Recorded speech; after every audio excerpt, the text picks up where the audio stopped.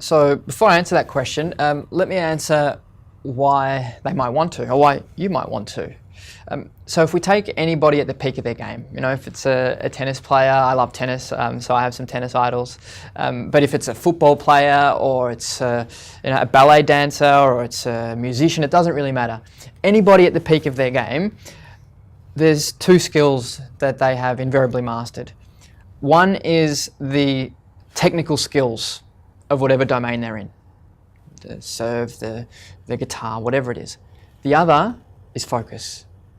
So if you take Rafa Nadal in a serve, in a match, in a point, laser focused. You take a musician in a performance, laser focused. You take a dancer, laser focused. It's those two skills of technical and focus which has allowed them to get to the peak of their game.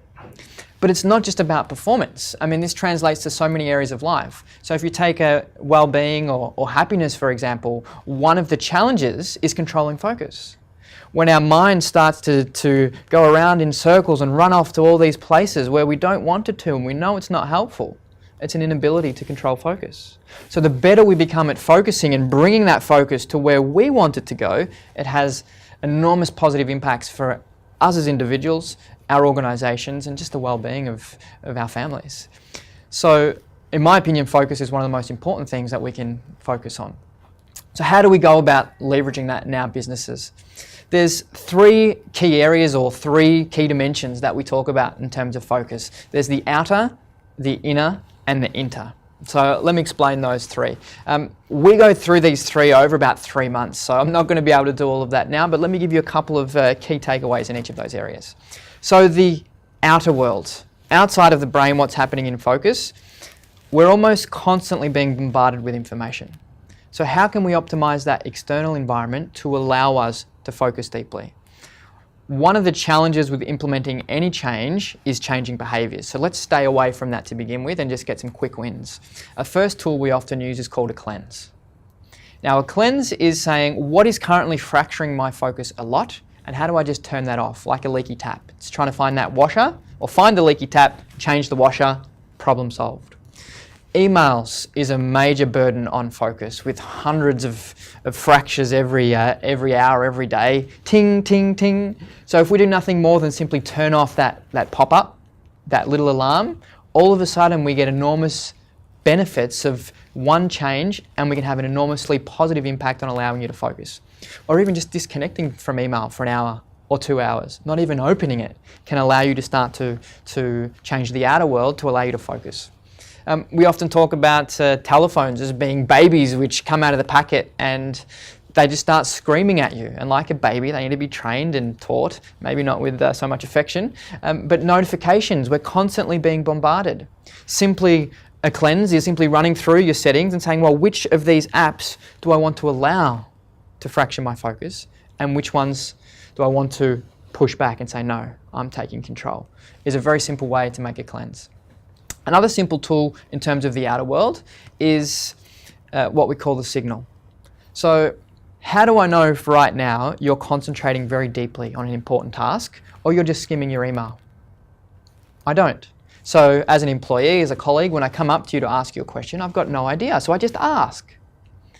If there was a simple signal that said, hey, now I'm concentrating really deeply, it's a bad time, then I can make an informed decision and say, hey, I'm coming back tomorrow or this afternoon. This is an expensive time, so I'll respect your focus and I'll come back at an alternative time.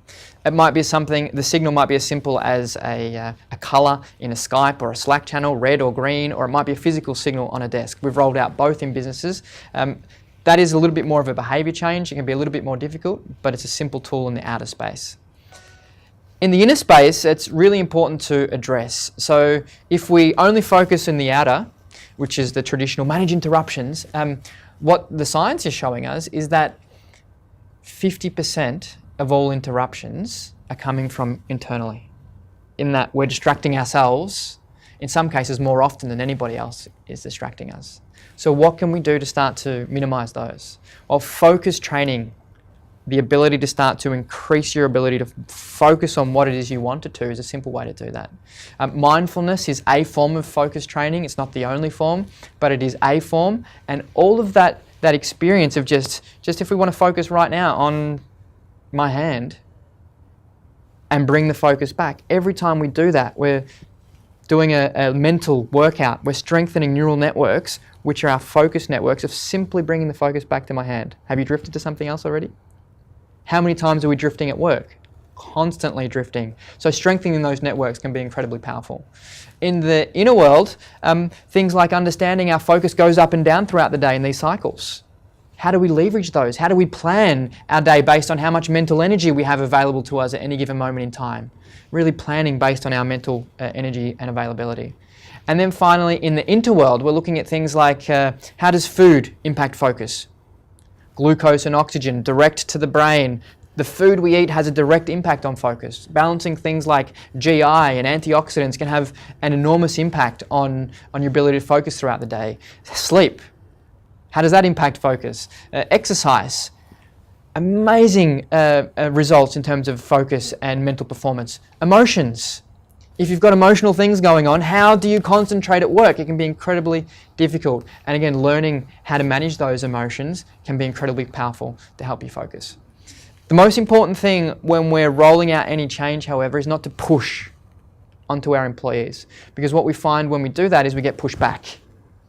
And so the journey is more about helping them learn about focus and value focus. Help them appreciate the value of focus for them, how precious it is, how important it is to achieve what's important for them in their life. Increase that value, and then from there, build the tools in the outer, the inner, and the interdimensions to really help focus flourish in our workforce and in our lives.